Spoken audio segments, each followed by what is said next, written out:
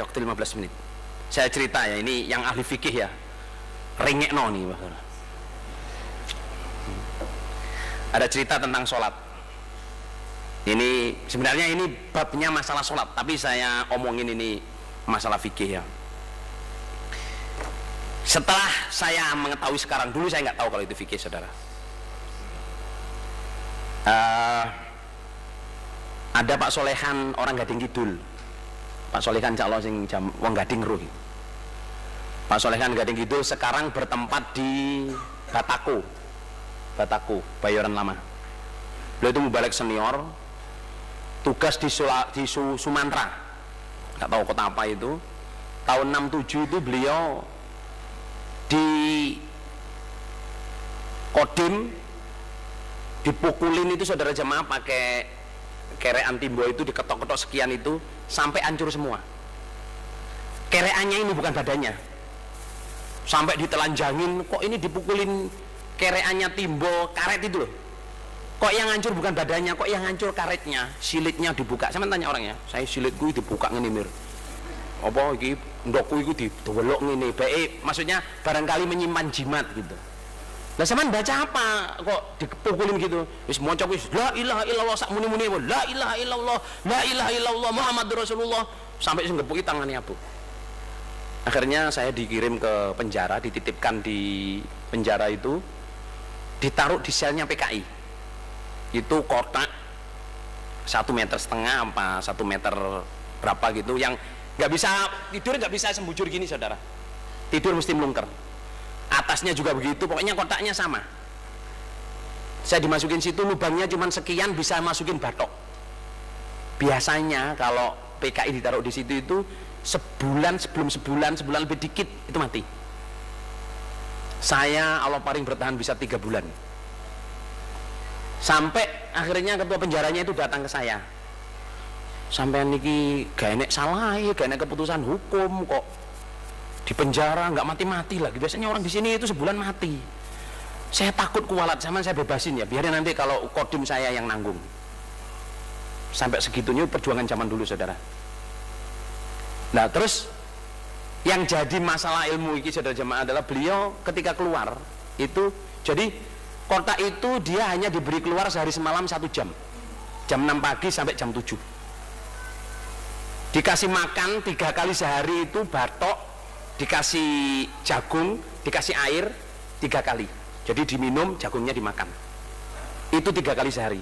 Kencing ya di situ, kadang-kadang beol ya di situ. Wong nunggu besok lagi kan kadang-kadang ya nggak bisa ya. Udah kencing ya di situ, beol di situ. Kalau mau keluar tuh dia bersihin. Terus dia tanya, Bapak Imam, keadaan saya begitu, tapi saya tidak pernah ninggal sholat. Saya tidak pernah ninggal sholat. Saya selalu sholat, kalau saya bisa wudhu, bisa tahan wudhu, kalau enggak tayamum. Tapi jelas baju saya najis, tempat itu najis, dan keadaannya najis. Bapak Imam jawabnya begini, itu secara syar'i sholatmu itu sudah sah, diterima, dan kamu dianggap sholat. Maksudnya secara syar'i kamu sudah dianggap sholat tepat pada waktunya dan sudah menggugurkan kewajiban secara syar'i. Tapi secara hukmi itu sholatnya nggak diterima. Iya gitu. Secara syar'i sudah dianggap sholat, memenuhi kewajiban, tapi secara hukmi itu sholatmu nggak sah. Soalnya apa? La yaqbalu sholatun bi ghairi tahurin. Tapi kamu itu sudah secara syar'inya kamu sudah sholat. Inna sholata kanat alal mu'minin kitaban mauquta. Oh, lah terus maksudnya ini kudu pundi? Ya mau mati kamu tak seni wis sholat. Kalau kamu mati itu kamu saya saksikan sudah sholat. Lah hukumnya gimana? Lah ini carane. Dalam 3 bulan ini kamu sholatnya kamu dobelin. Jadi subuh 2 kali, zuhur 2 kali, asar 2 kali, terus sampai 3 bulan. Lah kalau belum 3 bulan mati, ya kamu hukumnya sudah sholat. Secara syar'i kamu sudah diterima oleh Allah. Saya saksikan kamu sudah sholat. Kayak wong ngaji, para seluruh ngaji jamaah niki wis seneng, wis gurung beat, tapi belum sampai ilmunya, tapi sudah bisa nerima jamaah, kok mati, itu dianggap jamaah saudara. Secara syar'i dia sudah jamaah, tapi secara hukmi belum baiat, tapi secara syar'i jamaah, ya disolatin, jadi wahisabuhu alallah.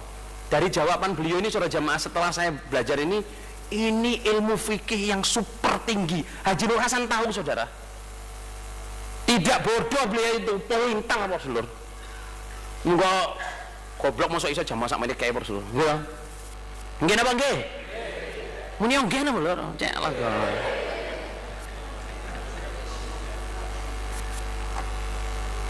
Masya Allah. Alhamdulillah jazakumullah khairan. Kumgala paling barokah. Jamaah saudara jamaah yang kredibel. Setelah saya banyak berjalan ya, saya ke Amerika, ke Belanda, ke Inggris, ke Perancis, saya sempatkan datang di masjid-masjid saudara jamaah. Saya kenalan dan saya punya fasiliti untuk kenal dengan imam-imam itu, di imam-imam di Amerika. Karena di Inggris, utamanya Inggris itu kayak Mekah Madinahnya Eropa saudara. Itu saya makin syukur di jamaah saudara. Begitu dahsyatnya jamaah ini, praktek yang simpel. Mangkuling ini dipraktekno, mangkuling ini dipraktekno, tujuannya golek swarga. Wis, engko nek salah dibenakno, tobat. Jamaah, jawaban Haji Nur Hasan itu bagi saya itu prinsip. Jadi saya sholat, kalau sudah waktunya, saya nggak ngelihat saya najis apa enggak, saya wudhu. Kalau saya sudah najis, saya tetap wudhu, saya sholat. Nanti kalau punya kesempatan di rumah, saya ganti. Saya tidak mau tidak sholat gara-gara ini najis, saya enggak. Ini saya saudara jamaah ini namanya sudah fikih, preference. That's my way. Ini bukan mangkulan, maksudnya bukan mangkulan kamu harus begitu. Dari jawaban Bapak Imam itu, sudah lama saya cerita ini, udah 20 tahun lebih yang lalu. Saya selalunya datang sholat, saya sholat, nggak peduli di mana tempatnya. Biar di pesawat, biar di bis, biar di sepur, biar di mana, kalau saya nggak bisa turun, saya sholat. Saya nggak mau mati, saya nggak sholat. Tapi kalau saya sadar saya najis, sampai di rumah saya mandi, saya ijoli. Tapi saya tidak, insya Allah saya tidak pernah tidak sholat. That's my way saudara jamaah, that's my way. Itu saya nggak nyuruh sampean begitu, saya memberikan keilmuan ini. Jadi ini bukan fatwa nggih. Ngerti napa mboten lho? Bukan fatwa, bukan ngongkon sampean begitu. Saya nunjukin cara saya begitu berdasarkan, dan Bapak Imam mempunyai dalil itu. Inna sholata kana al-mu'mina kita bamauquta. Dalilnya begini. Tapi la yuqbalu salatun bi ghairi tahurin. Lah saya milih, enak milih selamat Rasulullah. Timbang milih cilokor, kalau saya milih selamat.